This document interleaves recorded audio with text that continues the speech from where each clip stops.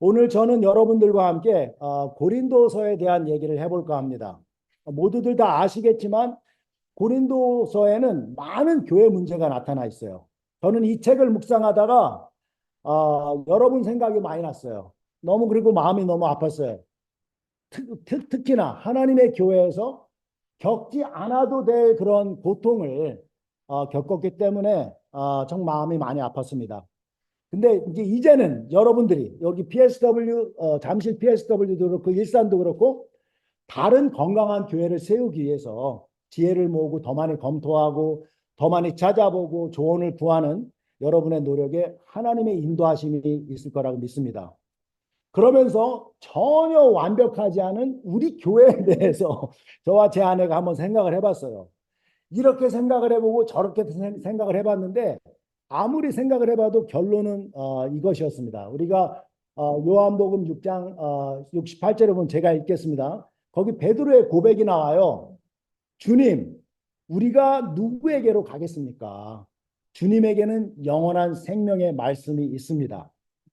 저와 제 아내는 우리 교회 형제자매 그리고 이 교회를 통해서 진정한 하나님과의 관계로 저희를 불러주신 하나님께 너무나 감사하고 매일매일 감사하고 있습니다.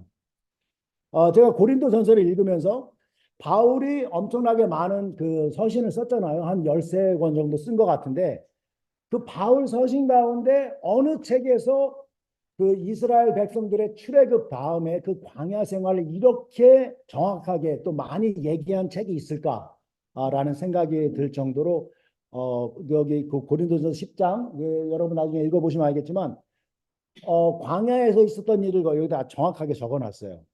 바울은 고린도 교인들에게 여기 고린도전서 10장 5절부터 13절에 있는 말씀을 통해서 광야 시절에 이스라엘 백성들이 우상을 만들어 숭배하고 또 성적으로 간음하며 하나님을 시험하고 불평불만하면서 약속의 땅에 들어가지 못한 전철을 밟지 마십시오라고 경고하고 있습니다. 16절, 10장 6절에 보면은 이런 일들은 우리 조상들이 악을 좋아한 것과 같이 우리가 악을 좋아하는 사람이 되어서는 안 된다는 것을 우리에게 가르쳐주는 본보기가 되었습니다. 이런 일로 하나님은 이스라엘 백성 그 대부분을 기쁘게 여기지 않으셨으므로 그들은 광야에서 멸망을 받았습니다. 근데 그들이 왜 이런 행악을 저질렀을까? 그 단서가 될 만한 구절이 구약 민수기 21장 4절에 나옵니다.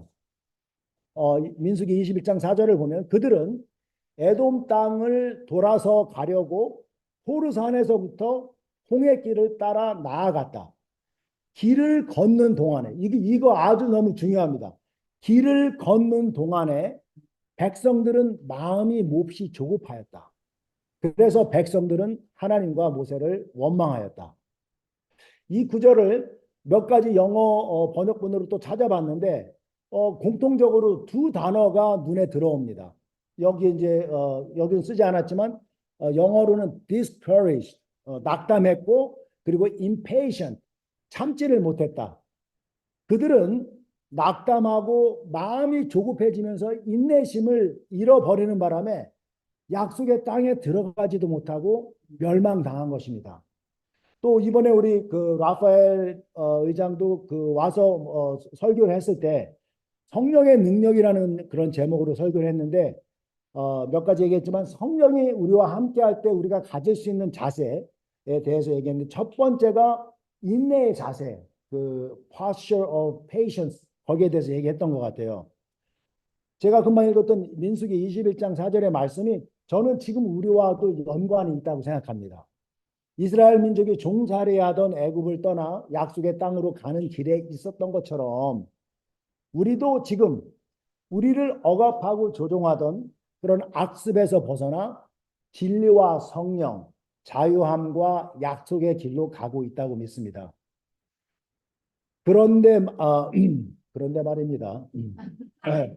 그런데 그 길은 그동안 사람들이 다니던 행로가 아니었어요.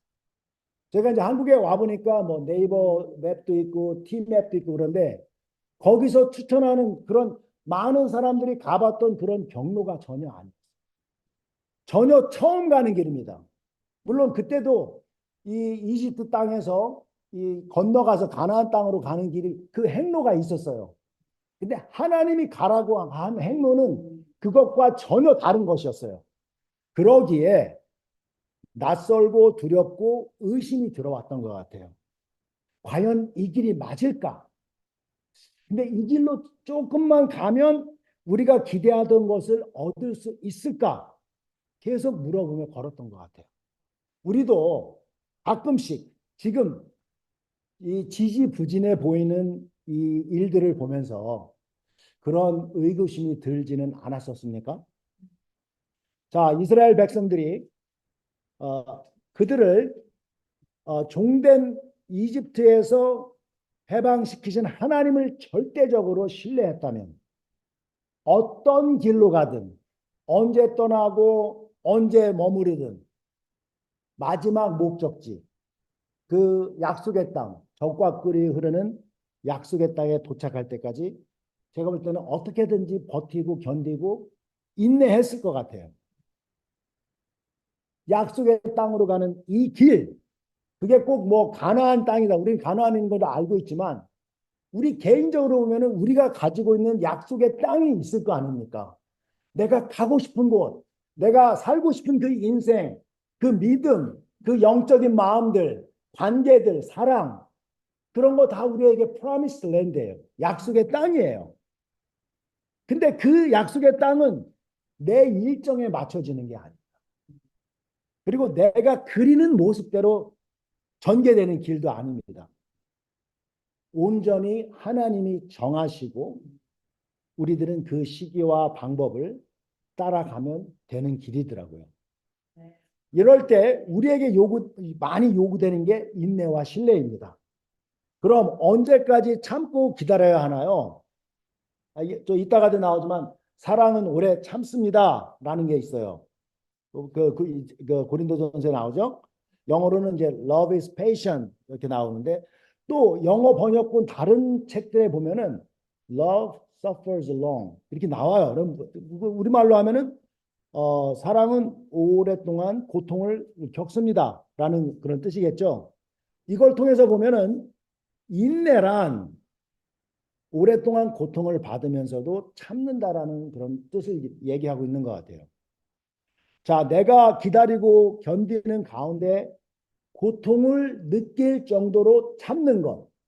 그것이 참는 것입니다.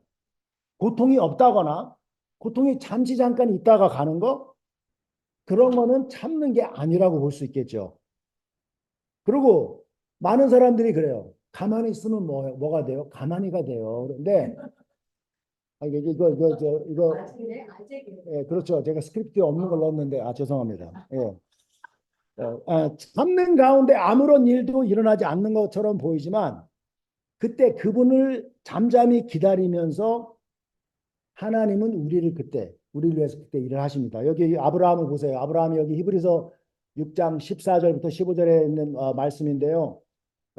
여기 계신 분들이 같이 한번 읽으실래요? 히브리서 6장 14절부터 15절 말씀하시기를 시작. 말씀하시기를 내가 반드시 너에게 복을 주고 복을 줄 것이며 너를 번성하게 하고 번성하게 하겠다 하셨습니다.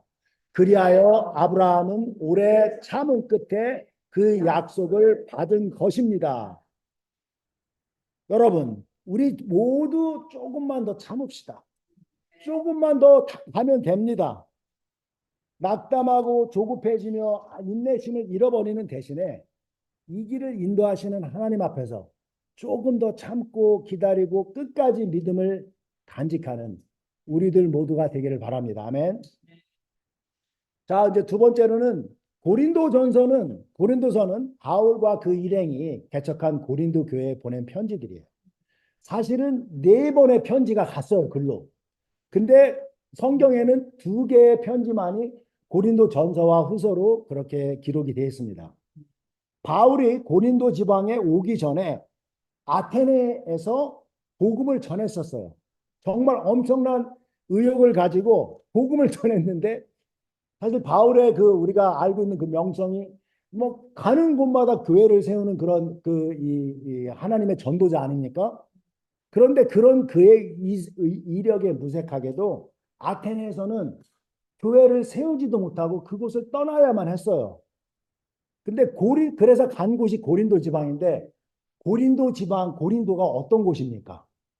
로마가 이 그리스 남부, 그때 이제 그 아가야 지방이라고 하고 영어로는 아케이아 뭐 이렇게 부르는데 그리스 남부 지방의 그 수도로 삼았던 군사의 그 요충지 그리고 산업의 그 주요지였어요.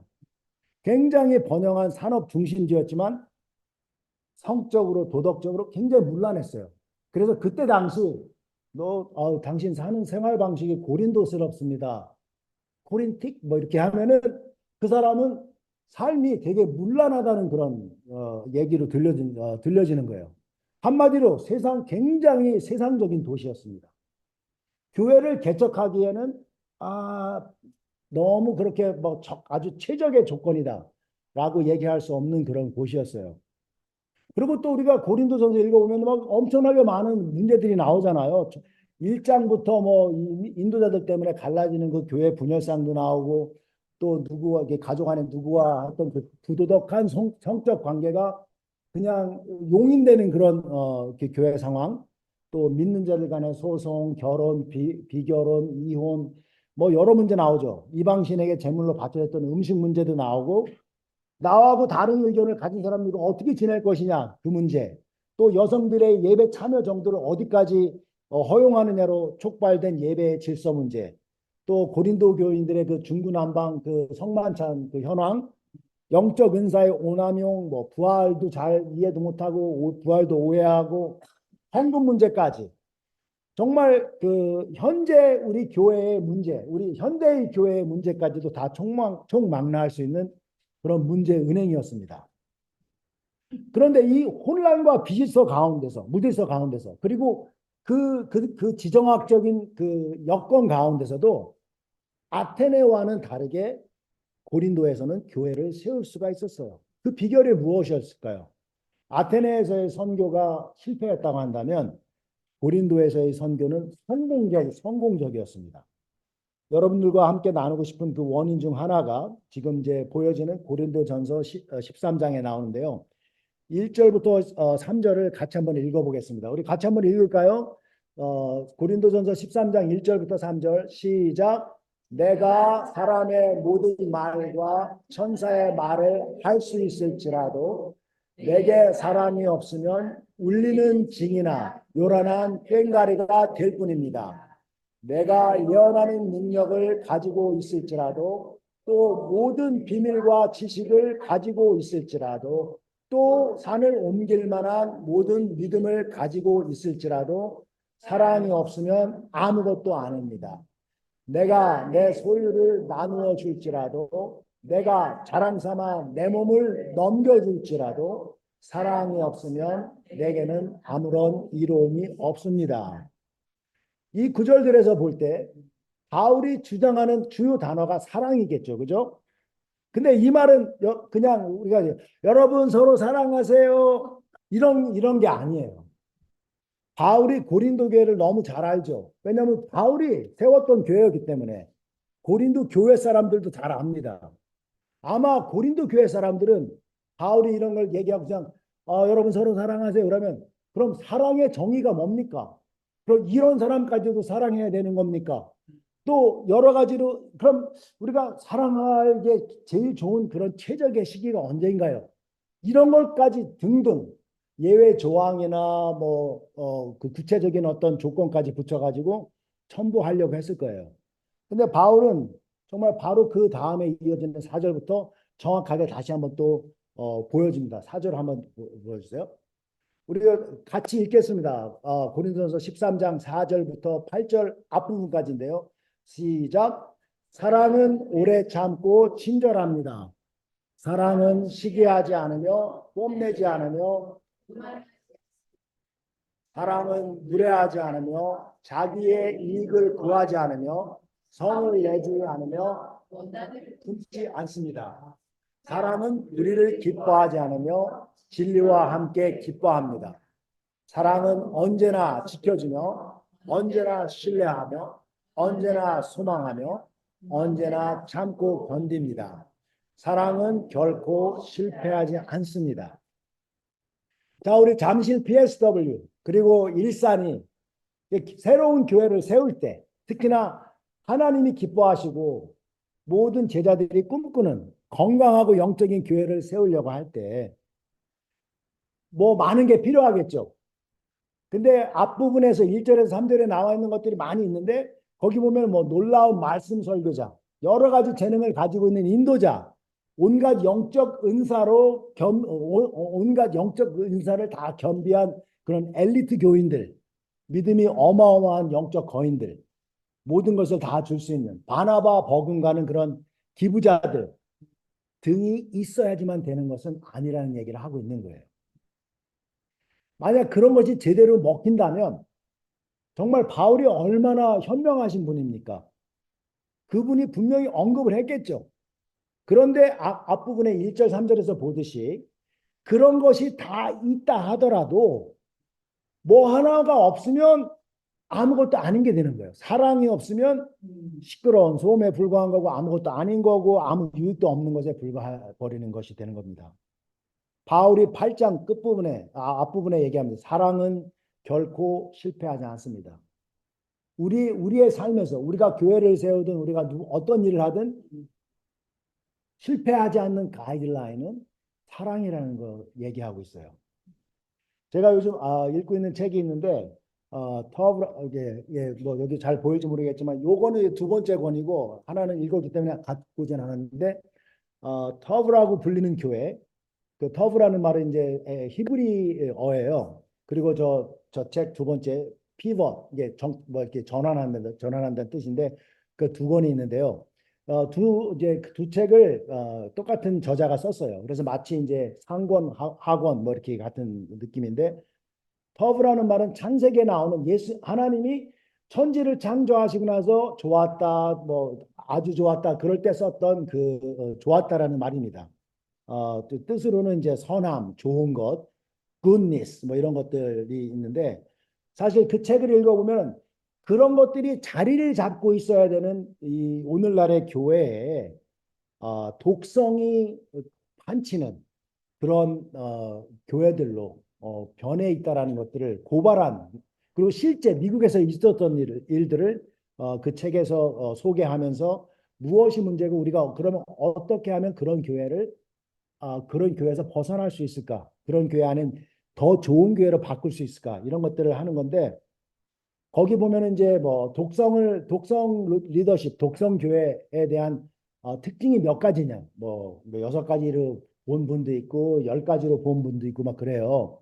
근데 제가 이 고린도전서를 큐티로 묵상하면서 이거 뭐야? 너무 좋은 건데 이게 일종의 터브 같은 건데 아주 좋다, 뭐 선하다 그런 건데 이거를 거꾸로 읽으면 그게 독성이 되겠구나라는 생각이 들었어요.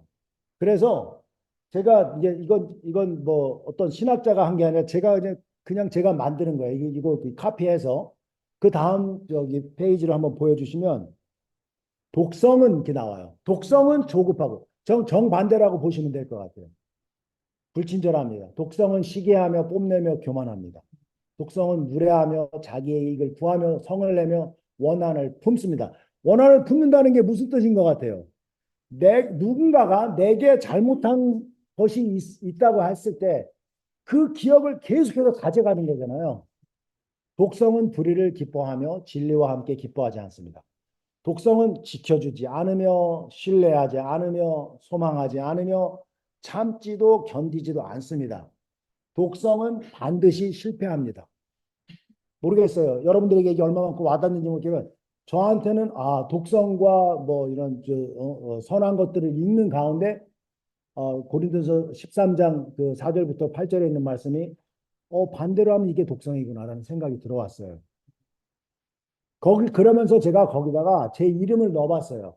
제 이름이 제 상우잖아요. 그죠? 근데 제가 이제 뭐 또 웃긴 얘기가 될지 어쩔지 모르겠지만 제 이름을 꼭 한상으로 넣습니다. 왜? 요새 그 한국에서 그 혹시 그거 보세요? 그 최강 야구? 그거 보세요? 안 보세요? 아, 제가 좋아하는 그 교회 일 하시느라고 바빠가지고 뭐 그런 거 못 보세요. 제가 좋아하는 예능 프로그램인데 거기에 아주 요즘 뭐 잘 나오는 친구가 임상우라는 친구가 있어요. 그래서 여러분들이 헷갈리실까 봐 제가 전혀 안 헷갈리세요. 알겠습니다. 그래서 제가 여기다가 제 이름을 넣어봤어요. 상우는 조급하고 불친절합니다. 상우는 시기하며 뽐내며 교만합니다. 그래서 사실인 건 이제 제가 제 아내한테 읽어줬어요. 여보, 아까 고린도전서 13장 그 나와 있는 부분과 사랑은 그 부분과 독성은 이 부분을 이제 내 이름을 넣어서 읽었을 때 어, 가장 저를 잘 아는 사람이니까 당신 생각에 어떤 게 나한테 이게 더 어울리는 것 같아. 그렇게 얘기를 하는데 제 아내 얘기는 좀 들쭉날쭉하다는 얘기를 전혀 그렇지 않을 거를 생각했는데 요 부분은 당신인데 요 부분은 또 아니야. 이렇게. 그래서 우리가 좀 이렇게 해보면 좋을 것 같아요. 한번 이렇게 여러분들 이름을 한번 지금 뭐 큰 소리 내서 할 필요 없고 나중에 그 여러분의 이름을 그 사랑에다가 넣어보시고 그 독성에다가 한번 넣어보시면 좋을 것 같아요. 모든 뭐 이렇게 어느 분이나 아마 다 거기에 내가 다 해당돼 그러지는 않을 것 같아요. 어떤 부분은 되고 그래서 제가 오늘도 제가 또 한번 물어봤을 때 제 아내가 당신은 화를 내는 것 같아. 성을 내며 이제 제가 그 독성 부분에 거기서 딱 걸려버렸어요. 그래서 제가 이제 그걸 사랑 그 터브 이게 좋은 것으로 바꿔보려고 지금 생각 중에 있습니다. 자 이제 제가 마무리를 하겠는데요. 또 선함과 좋은 것으로 가득한 교회는 구성원 한 사람 한 사람이 원래의 그 사랑 구절로 변해가고 바꿔질 때 만들어진다고 생각이 돼요. 어느 인도자 한 사람 아니면 인도자 그룹이 그렇게 된다고 건강하고 영적인 교회가 된다는 보장이 없습니다. 인도자도 결국은 예수님의 큰 한 몸, 교회를 이루는 많은 지체, 그 부분들 중에 하나이기 때문입니다. 우리의 세포 하나하나가 건강하면 그 몸은 건강한 몸을 유지할 수 있겠죠. 우리 모두가 다 그런 사람들이에요. 제가 뭐 하나 이제 뭐 제가 한국에 와서 그리고 또 이 구절을 읽으면서 생각한 것들이 있는데 제가 잠깐 나누겠습니다. 여기 보면은 왜 이렇게 많았어? 자, 제가 이제 최근에 교회를 보면서 제가 깨닫고 실천하려는 것, 꼭 한국 교회뿐만 아니라 사실 저희가 지금 출석하고 있는 그 오렌지 카운티 교회도 지금 일종의 전환기를 맞고 있어요. 그래서 제가 좀 깨달았어요. 이걸 잘 싸워야 되겠다. 이 과정을 잘 지나가야 되겠다. 첫 번째는 이거를 만약 여러분도 이 과정에 다 있기 때문에 이걸 내가 싸우는 싸움이 아니라 하나님이 싸우시는 싸움이 되도록 해야 되겠다. 그리고 이 과정에서 사람보다는 하나님을 더 집중해서 봐야 되겠다라는 그런 결심을 하게 됐습니다. 왜? 교회는 사실 전임의 것도 아니고 비전임의 것도 아니고 우리의 것도 아니잖아요. 교회는 하나님의 것이에요. 그리고 아무리 실망스럽고 답답한 일이 생긴다 할지라도 걱정하거나 화를 내시는 게 합당하지 않아요. 왜? 하나님께는 계획이 있고 그분이 알아서 다 하실 것이기 때문에. 제가 여기 이제 오늘 이 시간을 위해서 만나는 분들마다 몇몇 분들한테 여쭤봤어요. 이 교회의 필요가 뭡니까? 어떤 필요가 있다고 생각하세요? 너무너무 좋은 그 기대들, 바램들을 많이 들었어요. 물론 그것들을 하나하나 다 지금부터 다 우리가 보고 가면 너무 좋겠지만 제가 확신하는 거 하나는 우리들의 하나님과의 관계가 깊어지고 날마다 그리스도를 닮아가는 사람들이 한 명 한 명 한 명 한 명 더 늘어갈 때, 저 같은 경우 제가 이제 화를 내지 말아야 되겠죠. 우리가 꿈꾸는 비전, 또 영혼 구원, 또 겸손한 인도자, 또 확신 있는 다음 세대들 다 주실 것 같아요.